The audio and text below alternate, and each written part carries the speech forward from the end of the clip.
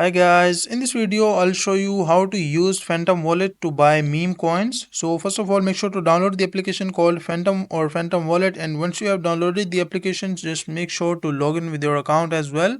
And let me just restart the application as this is having some kind of error. And once you're on the home page of the application, what you can do is just you will see like multiple options like home and kind of apps and swap and clock and just search. So just go to the search section, and from here just scroll down a little bit. And if you scroll down a little bit, you will be able to see the trending sites. So just click on the first one, Jupiter. And once you click on Jupiter, it will take a few seconds to load. And once you're on the home section of the Jupiter, so what you can do is just click on the connect option just along the settings. So once you click on connect, just you can choose your wallet, let's say Phantom Wallet, just click on connect. And once you click on connect, as you can see, now your Phantom Wallet is connected. So once your Phantom Wallet is connected, what you can do is just you can sell any coin. Let's say you have USDC and you want to buy meme coin. So just choose this coin and search here meme.